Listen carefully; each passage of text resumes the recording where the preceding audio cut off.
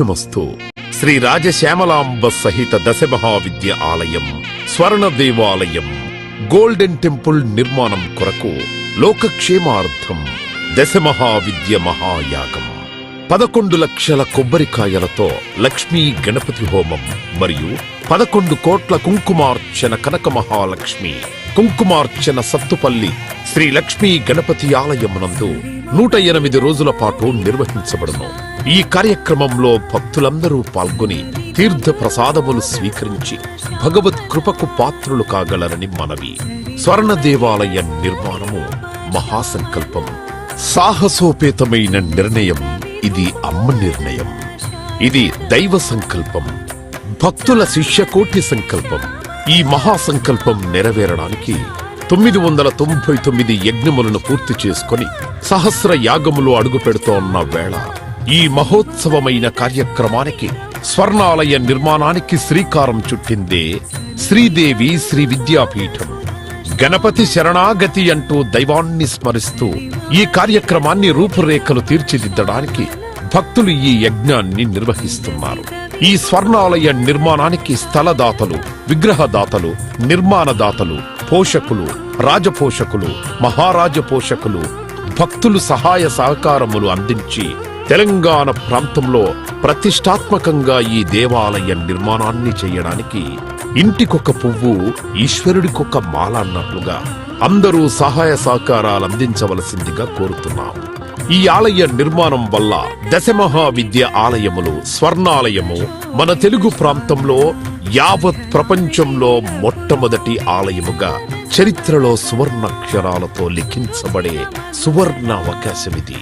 అంతేకాకుండా దశమహావిద్య ఆలయ నిర్మాణం ద్వారా ఎవరెవరికి ఎలాంటి విద్యతో ఏ అవసరం వచ్చినా ఆ విద్యా సంబంధమైన దేవతలను ఏకకాలంలో అర్చించి, సేవించి, దర్శించి అమ్మ కృపకు పాత్రులవ్వడానికి ఈ ఆలయం ఎంతో మార్గదర్శకంగా ఉంటుంది అనడంలో ఎటువంటి అతిశయోక్తి లేదు. అలాగే ఎలాంటి ఆర్థిక సమస్యలైనా, ఎటువంటి సమస్యలైనా పరిష్కారమవుతాయి అమ్మ కృప వల్ల.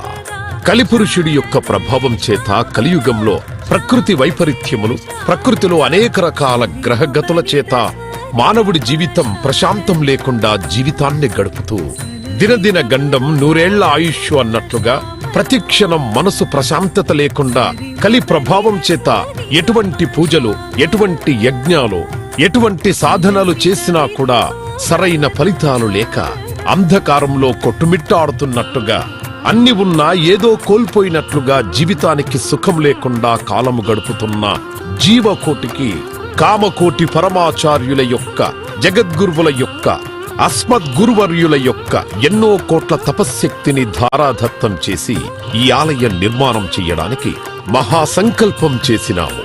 పూర్వజన్మలో దాన ధర్మాలు చేయడం వల్ల ఈ జన్మలో దాన ధర్మాలు చేసే శక్తి మనకు లభించింది.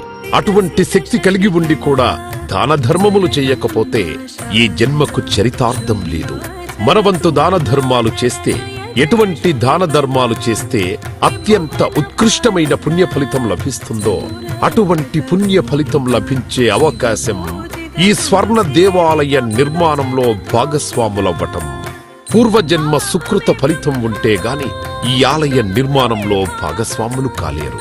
అమ్మ సేవలో పాల్గొనలేరు, అమ్మ సేవలో తరించలేరు.